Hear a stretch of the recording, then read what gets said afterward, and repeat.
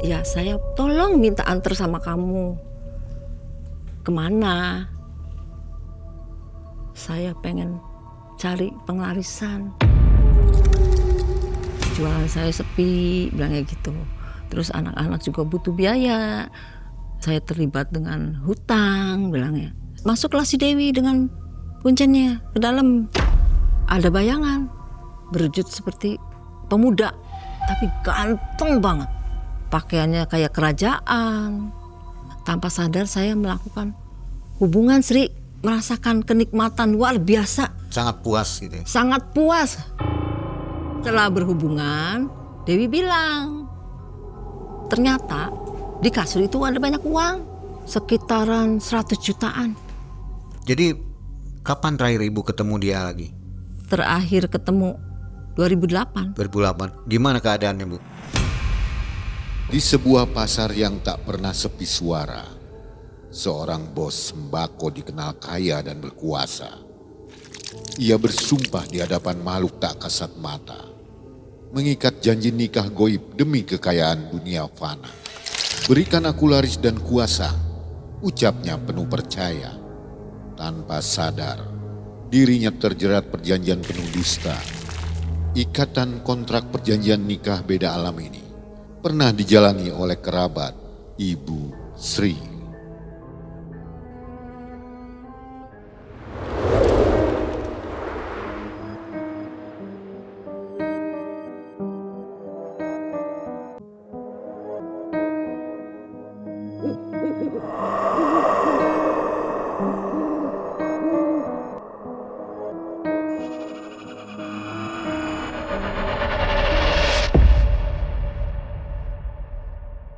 Assalamualaikum warahmatullahi wabarakatuh. Waalaikumsalam, Mang Selamat malam Sobat Malam Mencekam. Selamat malam juga narasumber yang ada di studio. Namanya ini Ibu Sri. Ya. Apa kabar Ibu Sri? Alhamdulillah, baik. Jadi Sobat, hari ini ada Ibu Sri nih, siap-siap mau membagikan kisahnya yang ada di tahun 2005 ya terjadinya. Ini kisahnya serem nih. Bu Sri jadi pengantar yang baik nih ya. Ya. Ibu kenapa nggak nasihatin temennya mau melakukan pesugihan, kok malah diantar? Ya sudah saya nasehatin, cuman saya nggak bisa apa-apa ya. Dia ngotot gitu ya? Ya, karena dia sudah terdesak kali itu.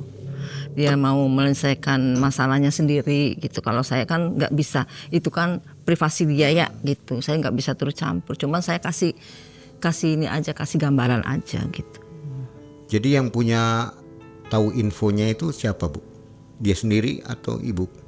Dianya Udah punya tempatnya ya? punya tempat sebelumnya, tahu.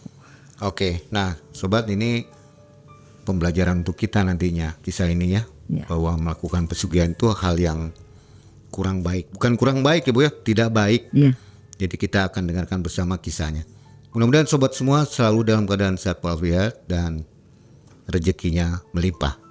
Ibu apa kesibukan sekarang, Bu? Sebagai ibu rumah tangga. Di rumah saja. Iya. Baik. Dan saatnya kita mendengarkan pengalaman dari Ibu Sri di tahun 2005. Ya. Malam mencekam. Semakin malam semakin mencekam. Ibu Sri.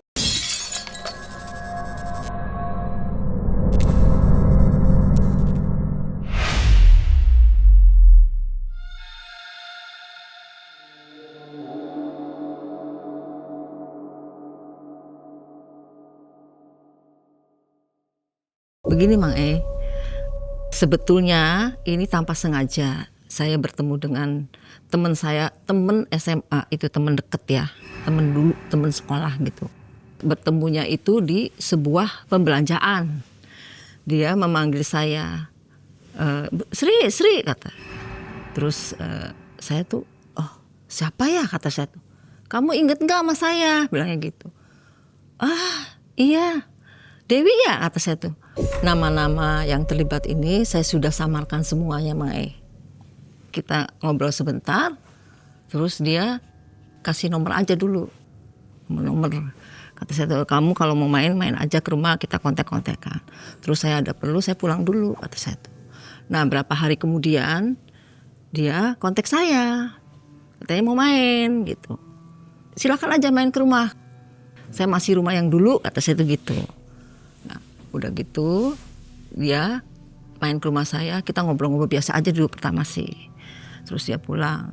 Berikutnya sering ketemu gitu. Akhirnya saya menanyakan, baru berani menanyakan, kamu gimana sekarang? Kata, keluarga kamu, suami kamu, anak-anak kamu, kata saya tuh. Soalnya sejak menikah itu kita punya kesibukan masing-masing, Mae. Kita udah nggak ngikut kayak dulu lagi, sering-sering ketemu gitu. Lalu dia bercerita, ya saya punya problem. Setiap rumah tangga pasti punya problem, Mae. Saya juga sama. Ya, dia punya problem. Dia bercerita kalau suaminya itu sudah meninggalkan dia tanpa kabar berita. Kok bisa begitu? Kata saya tuh, kenapa?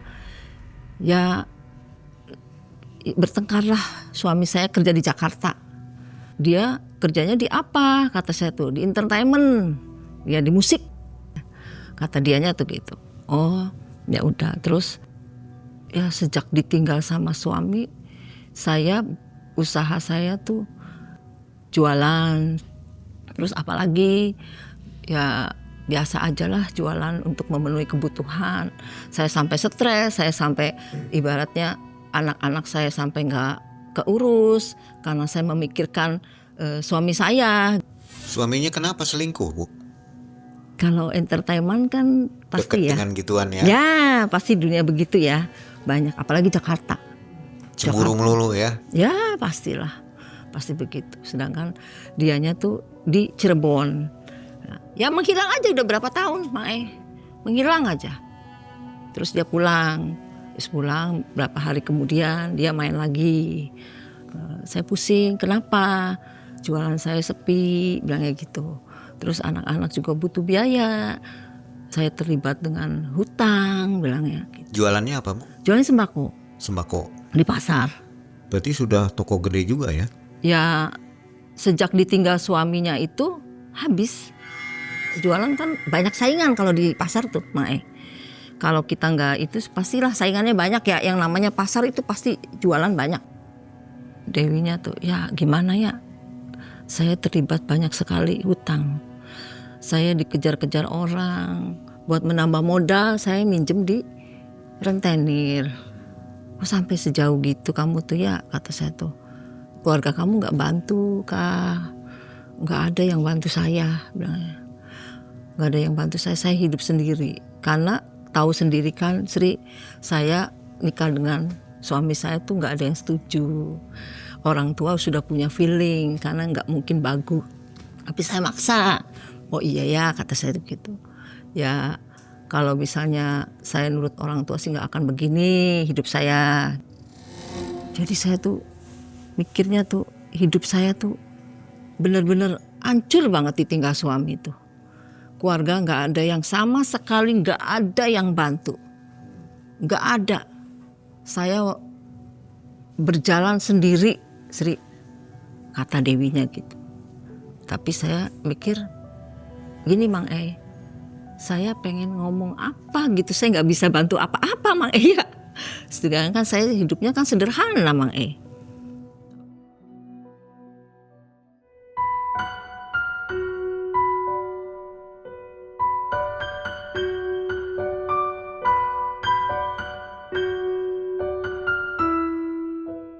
Satu bulan kemudian dia datang. Sri. Ada apa? Kata saya tuh gitu ya. Tolong saya sih. Ya, tolong apa? Kata saya tuh gitu. Kalau tolong uang saya nggak ada. Ya, saya tolong minta antar sama kamu. Kemana? Saya pengen cari penglarisan. Hah? Kata saya tuh, kamu gila gak mikir resikonya, kata saya tuh gitu. Sudah fix saya. Kamu gak tahu selama sebulan ini saya dikejar-kejar sama orang. Orang pada datang ke keluarga saya yang dimarahin. Pokoknya tolong antar saya, kamu tahu tempatnya? Tahu. Saya udah tanya-tanya, daerah mana? Jauh. Kalau jauh saya nggak bisa. Enggak, masih sekitar Cirebon. Di mana? Di. Kamu udah tahu tempatnya? Tahu, saya udah ada yang ngasih tahu. Ya udah, kamu udah bener yakin, kata saya tuh. Yakin Sri, udah yakin. Karena sini udah kepepet banget ini. Ya sudah, kalau keputusan kamu begitu, kira-kira kapan, kata saya tuh. Kapan kesananya? Saya nanti kasih kabar. Yang penting tolong, saya minta tolong sama kamu. Cuma kamu teman baik saya dari dulu. Sekarang saya susah, saya dibantu sama kamu. Ya oke lah. Yang penting kamu dipikirkan dulu, Dew. Dipikirin dulu. Jangan gegabah, jangan terburu-buru. Gak bisa, sudah fix saya pokoknya udah nekat. Selama ini saya udah dipikirkan. Cuman yang bisa nulung nganter saya itu cuma kamu, Sri. Saya percaya sama kamu. Ya sudahlah, kalau keputusan kamu begitu, saya akan bantu kamu. Cuman sebatas mengantar. Berapa hari kemudian dia nelfon ke saya. Sri, kira-kira bisa enggak antar saya hari Senin?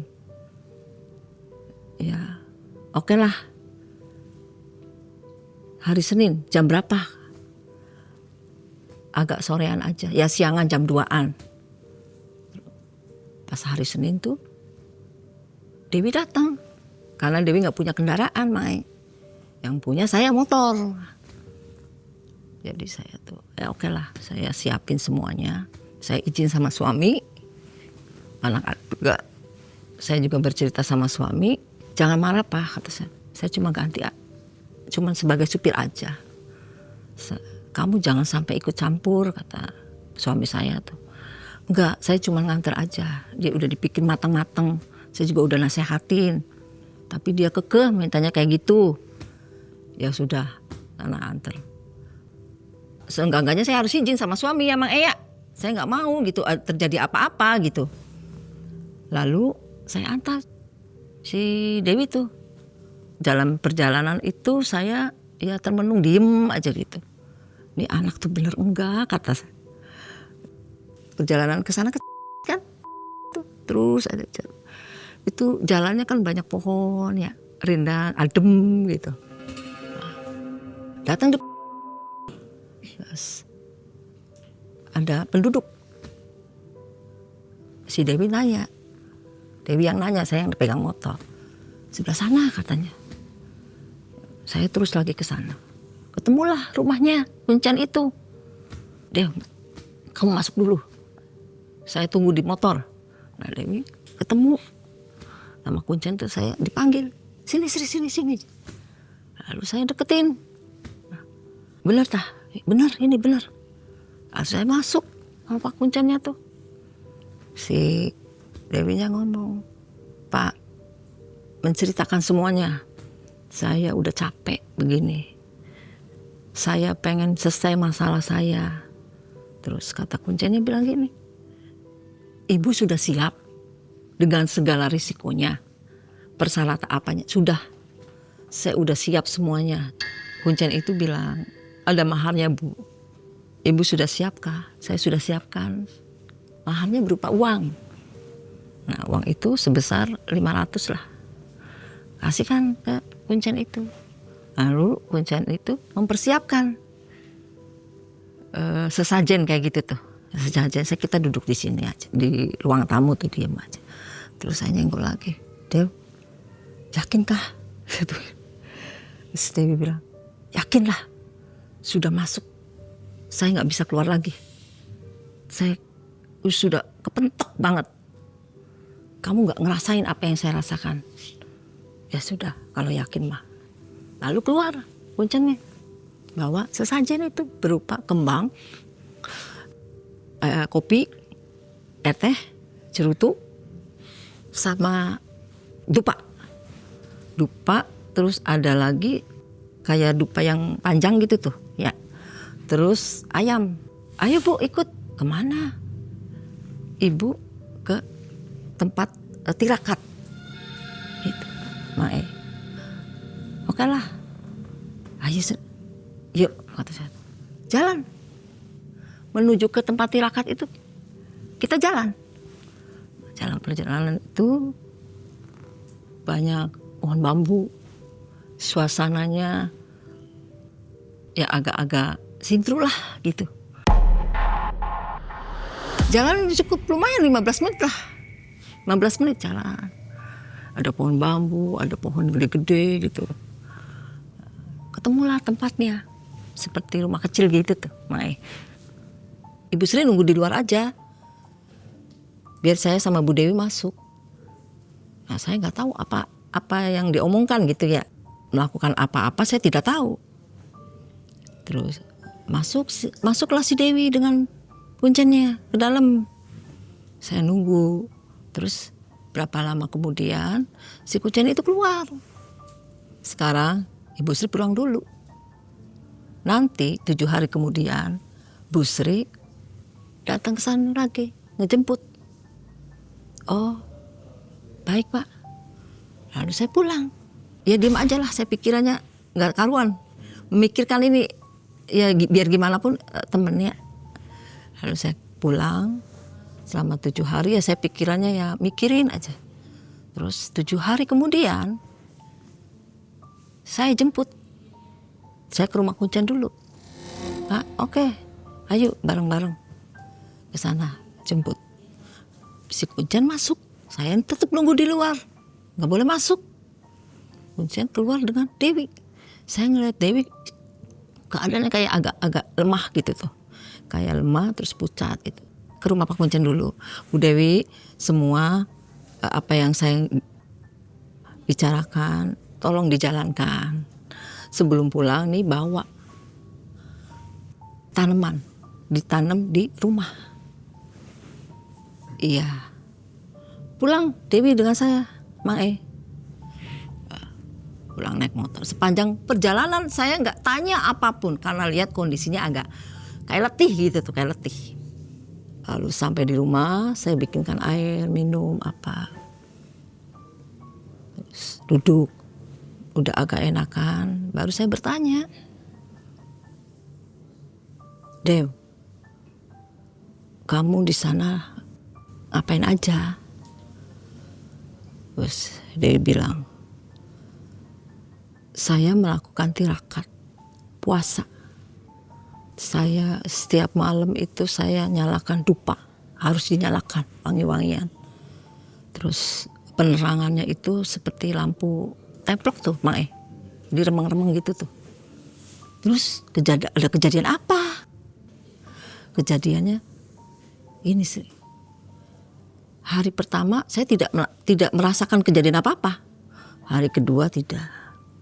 Nah, hari ketiganya itu perasaan kayak semilir angin gitu tuh. Dingin gitu. Kadang ada wangi gitu ya. Wanginya beda lah gitu. Hari keempat saya melihat bayangan. Serat. Ya, kata Dewinya. Saya sampai gemeter. Hampir aja saya pengen lari. Nah, hari kelima, Sri. Itu wujud ada di depan mata, Sri. Saya kaget. Saya diem aja. Terus si bayangan itu kayak ada bisikan, kata Dewinya tuh gitu, Mae. Kayak ada bisikan di telinga gitu. Kamu mau apa?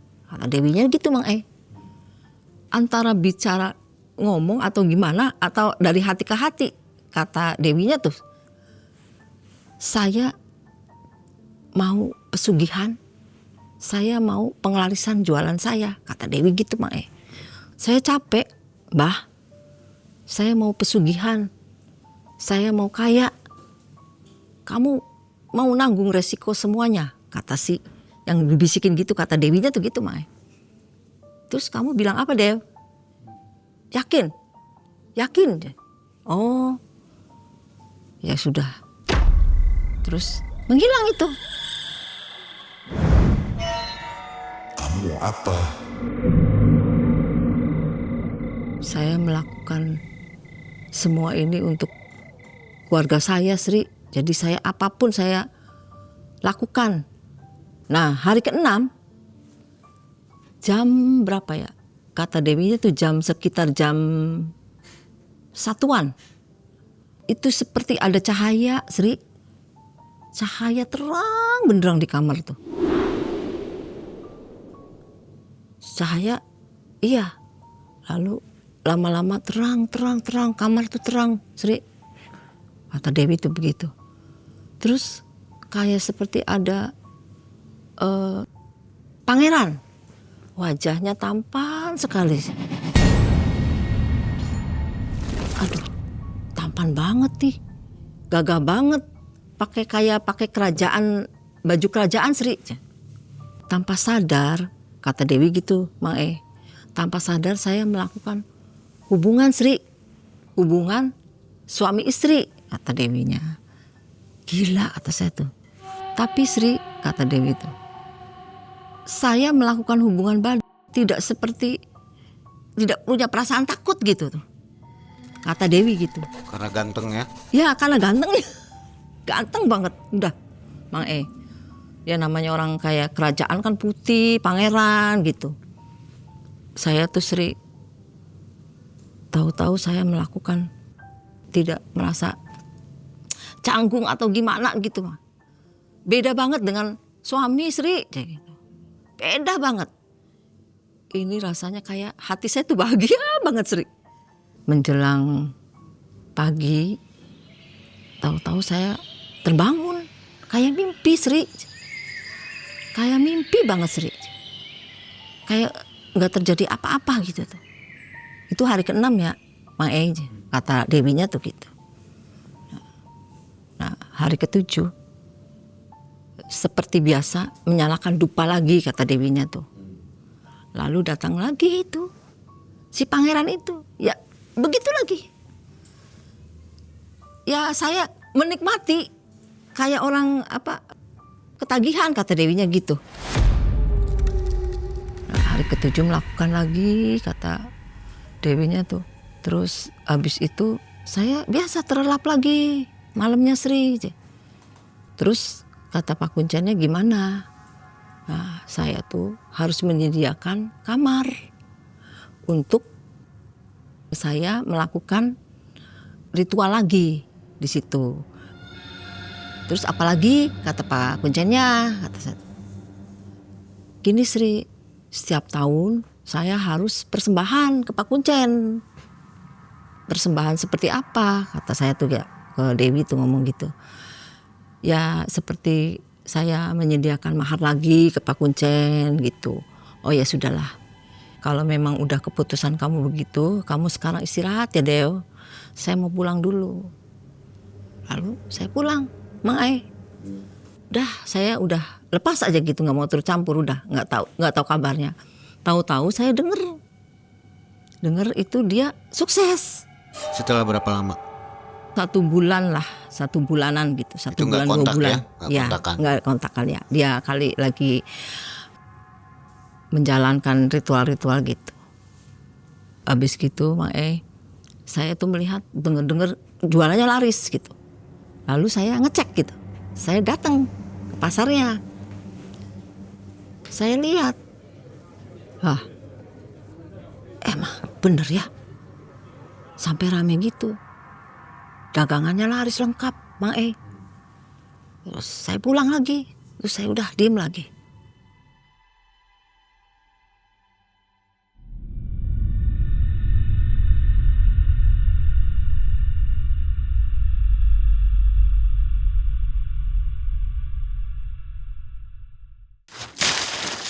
Mang itu topinya bagus sih, bisa saya pakai enggak?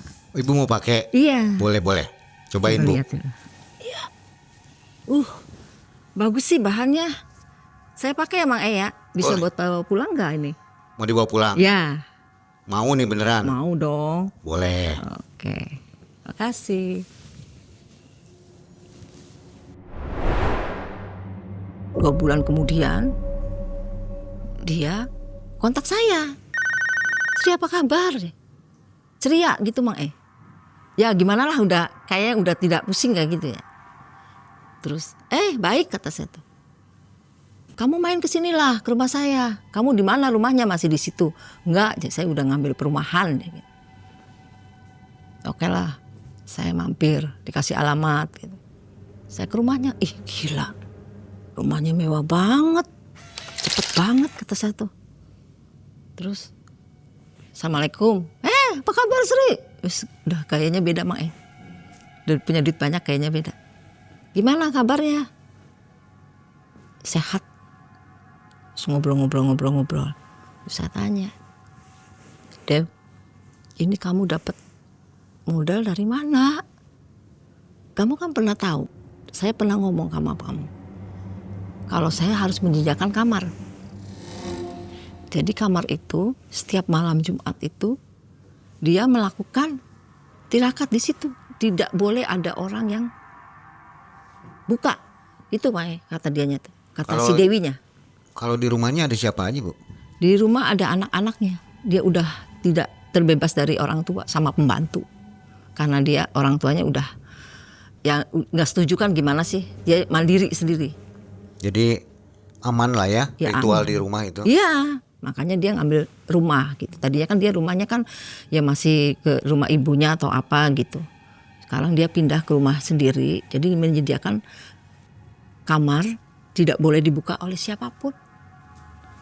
Lalu setiap malam Jumat dia melakukan ritual lagi. Bakar dupa, kamarnya dihias-hias, wangi gitu. Tiap malam Jumat itu dia melakukan hubungan lagi dengan si pangeran itu. Jadi setiap malam itu dia datang karena ada tanda dari tanaman itu, Mae. Kata si Dewinya begitu. Tanaman apa, Bu? Kan dibawa tanaman dari Kuncen, dibawa tanaman. Ya, jenisnya apa itu? Jenisnya kayak bunga melati. Jadi harus dirawat. Jadi kalau itu si petunjuk untuk datang gitu. Dewi bilang, Sri, di kamar itu saya melakukan hubungan suami istri di ruangan, di kamar yang dia sediakan. Ya lalu datanglah si seperti cahaya, lama-lama cahaya terang benderang. Ada bayangan berwujud seperti pemuda, tapi ganteng banget. Pakaiannya kayak kerajaan.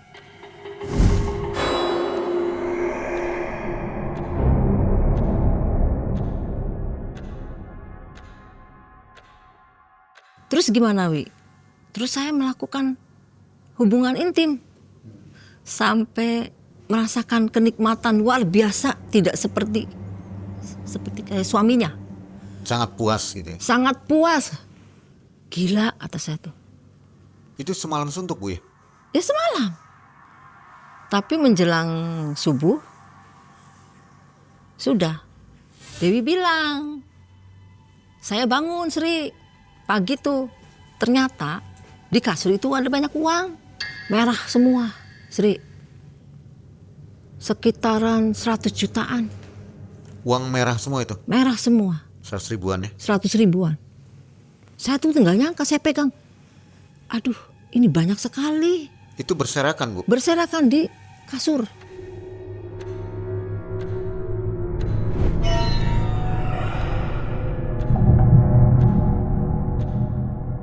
Nah modalnya dari situ. Dia tuh melakukan hubungan, dapat uang lagi. Melakukan hubungan dari uang, kata Dewinya. Jadi saya tahu ritualnya begitu. Oh ya. Mendengar begitu, ya sudah kamu sekarang jalanin dengan apa terbaik buat kamu sendiri, kata. Saya pulang. Udah pulang. Terus berapa lama saya nggak ketemu lagi gitu. Ya dia bahagia dengan hasil jeripayahnya dia gitu, anak-anak sampai udah beli kendaraan, udah beli mobil, udah beli macem-macem lah. 1 tahun dia melakukan ritual lagi ke Kuncen, datang ke Kuncen tiap tahun itu ya minta antar saya lagi, dan dia melakukan ritual lagi itu tuh puasa gitu tuh, ngasihkan mahar apa, jadi seperti diisi gitu tuh, diisi Mai. Kalau persembahannya apa tadi, Bu? Bunga, terusnya ayam, cerutu, kopi, teh. Nggak minta tumbal itu Enggak. Pokoknya tiap tahun dia harus datang ke Kuncen itu. tanpa membawa tumbal. Ya tanpa. Kayak diisi gitu tuh. Kayak diisi. Dicas lagi ya. Ya dicas. Tiap itu kan dicas. Ya dicas. Nah saya tuh nganter dia. Tiap tahun dia akhirnya kata Dewinya, udahlah aku sendiri aja gitu. Nanti sih nggak usah diantar sama kamu Sri. Oke kata. Berapa tahun kemudian dia masih rajin.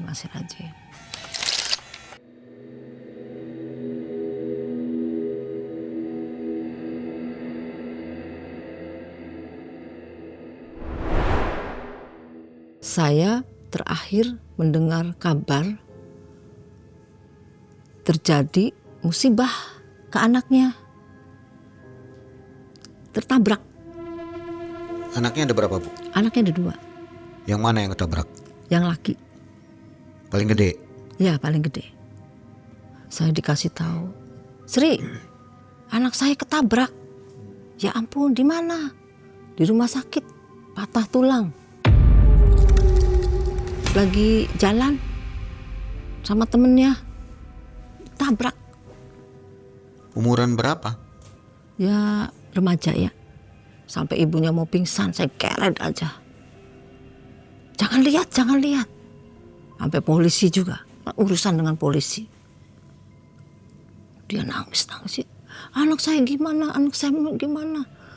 Takutnya ada apa-apa ya, Mai. Yang saya tahu sih saya ngelihat. Tapi dia nggak melihat karena takut dia stres, pingsan, lihat keadaannya. Terus dokter bilang, langsung operasi Bu. Dew, langsung operasi Dew. Iya dokter, langsung aja. Udah apapun yang terbaik untuk anak saya. Udah begitu dia ke rumah sakit ngurusin. Ya saya temenin ya. Saya temenin Mang Dia berobat kemana-mana. Sampai ke ahli tulang, kemana gitu. Dari sini sampai ke bawah gitu tuh. Jahitannya panjang banget. Tapi di muka enggak, cuman di kaki aja. Segitu dihajar sama mobil truk semen. Mental gitu, cuman dihajarnya kakinya, Mai. Saya ngeliat seperti mekar gitu tuh. Ininya tuh sobek. Kayak kembang kol gitu tuh, Mai. Saya tenang Dew, tenang. Jangan stres kata saya tuh gitu. Iya. Operasi selesai. Harus pakai pen. Terus masuk ke ruangan. Sadar anaknya. Langsung nangis, merasakan sakitnya yang luka-luka itu. Ibunya sampai, ini gimana, sabar kata saya tuh, sabar, ini lagi habis operasi nanti juga sembuh. Udah 3 hari di situ suruh pulang. Nah, melakukan terapi ya biasa kalau ke dokter kan Mang ya ada terapi, ada apa. Terus melakukan terapi akhirnya sembuhlah. Cuma tinggal nungguin buka pen gitu. Dalam jangka 1 tahun dia harus buka pen. Berapa bulan kemudian kejadian lagi. Anak yang perempuannya sakit, masuk rumah sakit. Dia kontak saya lagi Bang Sri, ini gimana anak saya yang perempuan? Sakit, masuk rumah sakit. Kenapa? Panas badannya, terus muntah-muntah. Terus kayak orang kesakitan gitu Bang Kesakitan lah, mama sakit gitu. Langsung saya ke rumah sakit. Kata dokternya apa? Kata dokternya bagus semua. Oh, aneh ya. Si Dewinya mikir, Sri, apakah ini kesalahan saya? Kenapa emang? Saya enggak datang ke Kuncen. Alah. Jadi gimana Dew? Aduh Sri, saya takut anak saya jadi tumbal. Tapi saya juga merasakan teror, Sri. Baru cerita itu tuh Mang si Dewinya. Kalau yang malam Jumat datang nggak? Masih datang pangerannya? Sejak dia nggak melakukan kunjungan itu untuk yang setahun sekali itu, nggak datang. Pikir dia saya sudah enak lah. Jadi disepelekan gitu tuh Mang Pikir udah saya mah udah banyak uang, udah capek kayak gitu. Disepelekan gitu, udah terlena gitu, udah banyak uang dianya gitu. Baru bercerita begitu pas anak perempuannya masuk rumah sakit. Saya enggak ke sana melakukan tirakat lagi. Jadi gimana sih, saya takut. Saya pikir saya udahlah selesai gitu ya, nggak bisa begitu. Tolong Sri, ini gimana sih, jangan sampai anak saya kena jadi tumbal. Saya juga setiap malam itu kalau kadang-kadang kayak ada teror gitu Mang Dia kata si Dewinya tuh, Sri, tiap malam Jumat habis maghrib saya seperti orang gila, nggak ingat apa-apa. Saya pengennya keluar dari rumah, saya jalan sepanjang jalan, saya jalan aja. Tahu-tahu saya ada di mana, baru saya pulang. Saya tuh diem aja. Ya inilah akibatnya. Dew, saya kan udah bilang, kamu harus matang-matang melakukan begini.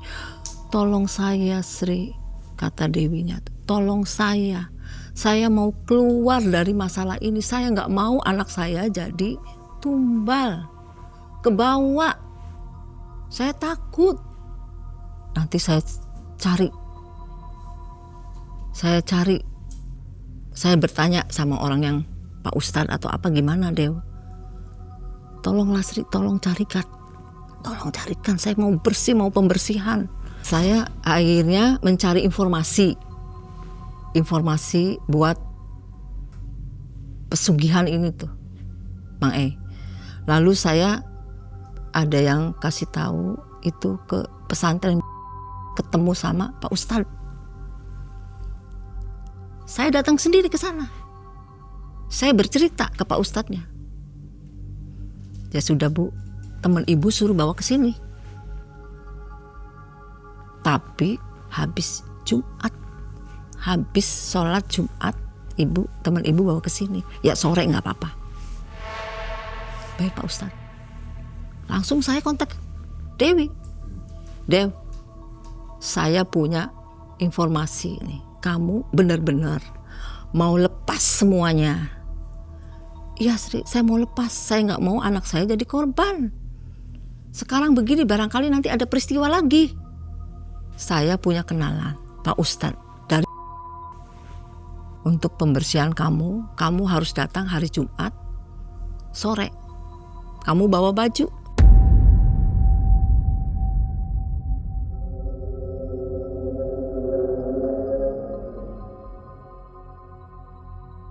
Terus saya jemputlah si Dewi itu hari Jumat tuh, Mang dijemput terus ke Pak Ustadz, ketemu sama Pak Ustadz. Assalamualaikum Pak, maaf Pak, yang kemarin saya datang, yang saya curhat, inilah ibunya, Ibu Dewi, teman saya, teman baik saya. Oh, Ustadz cuma ngangguk-ngangguk aja. Ya sudah Bu, saya nanti mau melakukan ruqyah jam 12 malam. Ibu ganti baju, nanti ibu saya mandikan. Jadi jam 12 malam tuh dimandikan. Jam 12 mandi. Dia itu menjerit, Mang Aduh sakit, menggigil, Mang dimandikan terus di ruqyah, Mang muntah-muntah gitu. Itu pertama.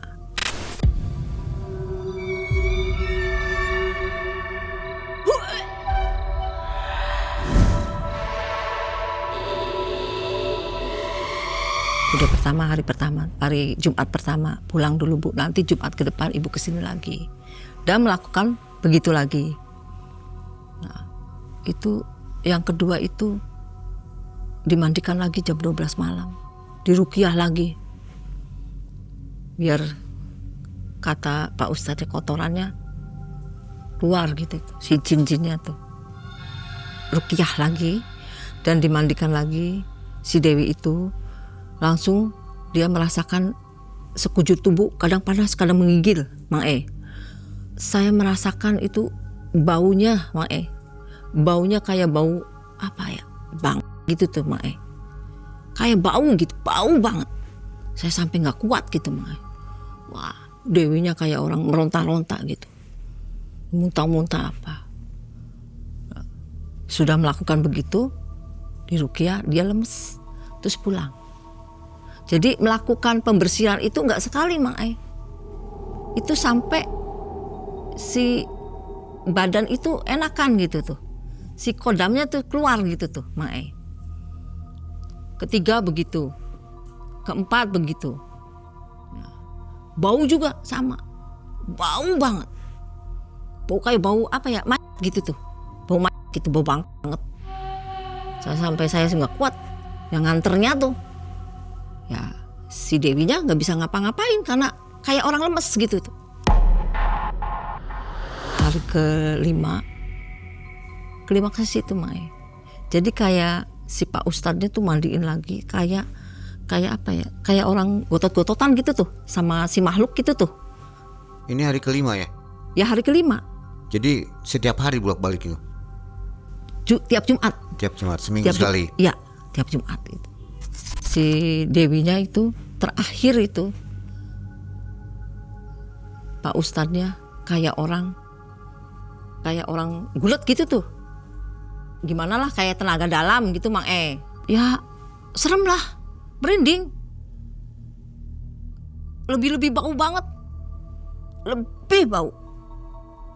Dari badannya si Dewi itu bau banget.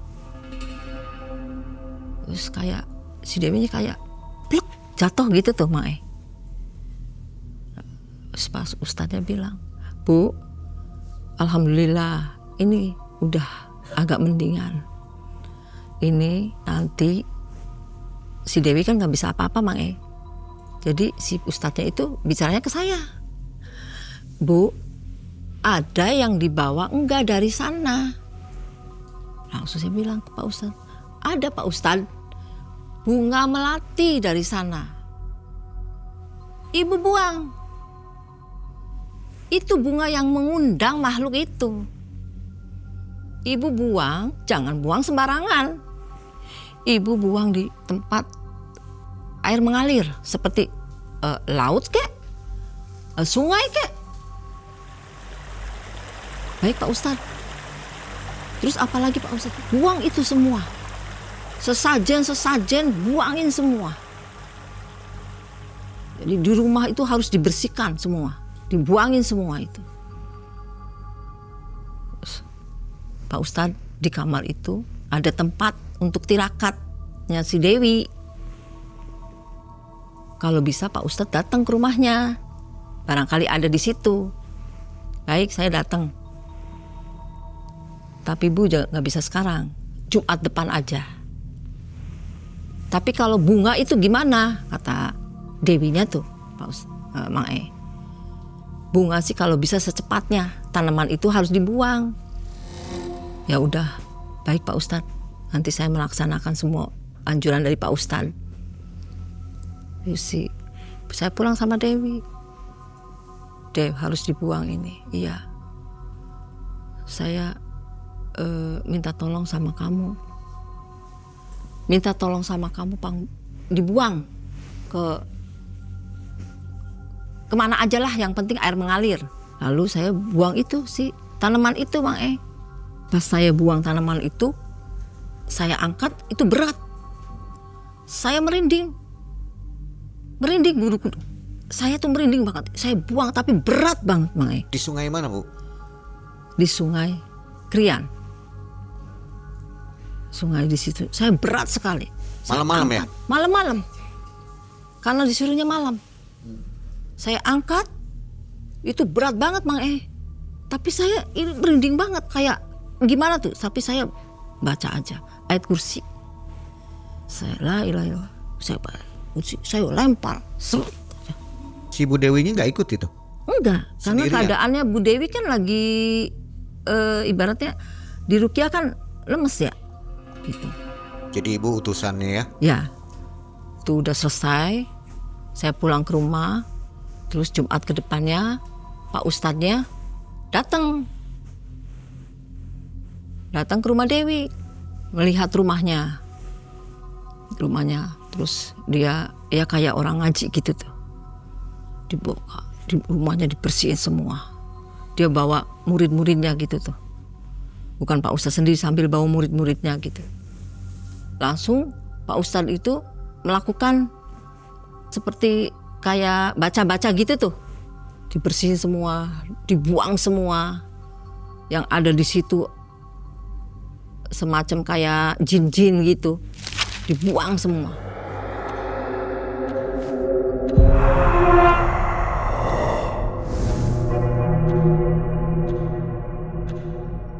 Langsung Pak Ustadz bilang, udah Bu, ini udah mudah-mudahan ini bersih Bu. Yang penting Ibu sekarang saya anjurkan untuk ibadah yang baik. Biar buat untuk ada gangguan-gangguan Ibu, buat benteng Ibu. Ibu harus melakukan taubat, sholat taubat, kata si Pak Ustadznya. Iya Pak Ustadz, kata Dewinya. Si Dewinya udah melakukan pembuangan semuanya, dibuangin semua. Terus dianya merasa bersalah. Saya salah jalan, Sri. Kan saya udah bilang, tapi saya sudah terjadi, ya sudah. Sekarang kamu selesaikan semuanya. Biar kamu kembali lagi seperti dulu. Walaupun kamu susah, tapi kamu tidak berakibat ke anak-anak. Iya, kata Dewinya itu. Udah, saya pengen bertobat, Sri. Saya nggak mau kayak gini-gini, saya kapok. Biarinlah saya nggak punya harta. Yang penting saya aman sama anak-anak. Biarinlah, ya kamu tidak percaya sama yang di atas. Rezeki itu pasti ada, apalagi ada anak-anak. Terus si Dewi itu udah melakukan sholat taubat berapa hari kemudian saya melihat dia ada perubahan. Udah perubahan, dianya sholat, rajin tapi hartanya sedikit-sedikit berkurang karena pengobatan dia, pengobatan anak-anaknya lama-lama habis Mang habis untuk berobatnya dia. Anak-anaknya juga masih berobat, anak yang gedenya masih berobat.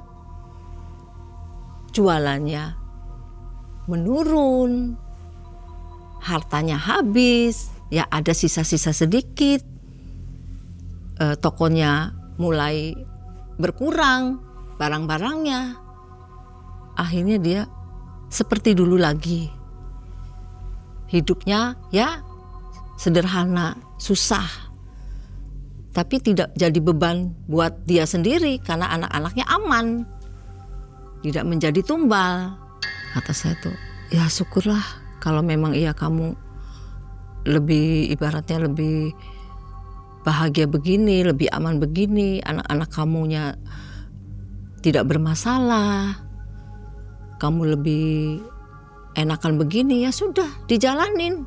Jangan melakukan hal-hal begitu, karena itu dilarang dalam agama. Itu sesaat, kata saya gitu, nasihat ke Dewi tuh, begitu. Saya minta maaf ya Allah, sama Allah minta maaf. Saya nggak mau sekali-kali begini. Saya nggak mau ngancurin anak-anak. Saya mau anak-anak bahagia. Pikirnya tidak mau merasakan kesusahan karena saya kepepet, saya banyak hutang, jadi saya melakukan begitu. Ya sudah, kalau kamu mau tobatlah yang benar. Kamu bimbing anak kamu. Jangan sampai merasakan kesusahan seperti kamu, didik yang benar. Jangan sampai melakukan hal-hal begini lagi, Dew. Si Dewi terdiam, diem aja Mang Ai. Saya nasihatin begitu. Dia merasa bersalah. Merasa ya Tuhan sampai segitunya kah saya? Saya nggak menyangka, Sri. Karena apa? Karena kebutuhan hidup saya kepepet. Karena saya banyak hutang, dikejar-kejar orang. Kamu gak ngerasain apa, Sri? Waktu itu memang pikiran saya buntu. Tapi sekarang saya sadar. Saya gak mau anak saya jadi korban. Lama-lama anak saya gak ada semua. Saya mau gimana? Saya lebih baik anak-anak saya terselamatkan. Saya buang semuanya. Biarin saya hidup susah juga gak apa-apa. Itu Mang E kata Dewinya. Jadi hartanya itu habis semua ya? Habis. Dengan cara perlahan-lahan atau cepat? Perlahan-lahan. Berapa bulan itu? Ya 3 bulanan lah. Kan jualan sepi. 3 bulan habis itu? Iya. Ya. Kalau rumahnya masih ada? Rumah juga ya, rumahnya kan masih kredit. Berapa tahun dia berani kredit kan. Akhirnya kan gak bisa bayar. Gak bisa bayar, akhirnya dia kembali lagi. Disita? Ya disita. Nah dari situ disita, dia sedikit-sedikit ya dagangannya sepi. Seperti kayak dulu lagi, yang normal jualannya. Jadi kapan terakhir Ibu ketemu dia lagi? Terakhir ketemu 2008. 2008. Gimana keadaannya Bu? Keadaannya ya habis. Untuk bertahan hidup seperti apa? bertahan hidupnya. Dia bisanya jualan. Jualan apa aja? Masih jualan? Masih jualan, tapi tidak seperti dulu jualannya. Anak-anaknya hidup semua? Hidup. Tapi di garis kemiskinan? Ya sederhana gitu tuh. Tapi dia udah punya mikir-mikir lagi untuk main dengan hal-hal yang pinjam hutang riba-riba, dia udah enggak lagi. Jadi apa adanya? Apa adanya, makan apa adanya. Jadi ya sederhana. Enggak menikah lagi ya? Tidak menikah lagi. Mungkin sekarang anak-anaknya sudah besar ya Bu ya? Sudah besar lah. Udah bisa bantu si Ibu Dewi ya? Bantu orang bisa. tua. Cuman ya terakhir tuh saya nggak lost kontak. Sampai sekarang belum pernah Sampai ketemu? Sekarang. Coba kapan-kapan Ibu ketemu lagi, barangkali ketemu ya, nanti ceritakan di MM seperti apa kondisinya Bu ya. Iya.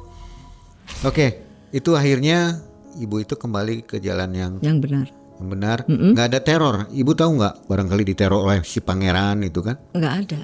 Pas Pak Ustadznya udah bersihin semua, itu terornya pas si kembang tanamannya itu dibuang.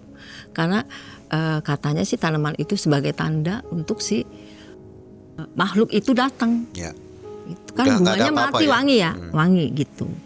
Setelah dibuang aman ya? Aman. Setelah dibuang aman. Aman, terus disembuhin sama Pak Ustadz. Dia merasa badan enak, tapi ya kehidupannya sedikit-sedikit berubah. Ibadahnya bagus Bu? Ibadahnya alhamdulillah. Dia disuruh Pak Ustadz harus sholat taubat, harus sholat tahajud, sholat hajat, dan melakukan wiridan-wiridan. Dikasih wiridannya sama Pak Ustadznya. Gitu. Ya. Oke, mungkin ada pesan Bu dari pengalaman Ibu ini untuk penonton Malam Mencekam yang barangkali punya niat melakukan pesugihan ya. Ibu mungkin bisa cegah dengan pesannya Ibu.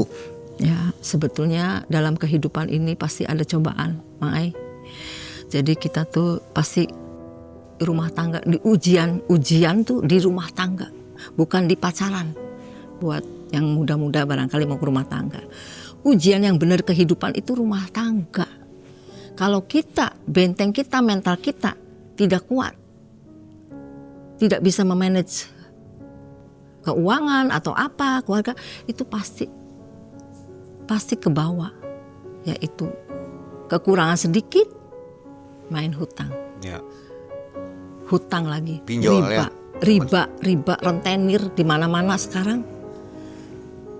Kalau bisa kita sedikit ataupun banyak, kita disyukurin, dinikmatin. Itu Allah sudah ngasih rezeki ke kita segitu. Jangan kita berlebihan. Kalau kita berlebihan dengan kemampuan kita, pasti begitu. Ya. Nah, itu sobat tuh, mama kalau udah nasihat tuh harus didengerin, jangan sampai di skip. Ya, untuk yang muda-muda. Yang muda-muda, yang tua juga sama Bu. Ya sama.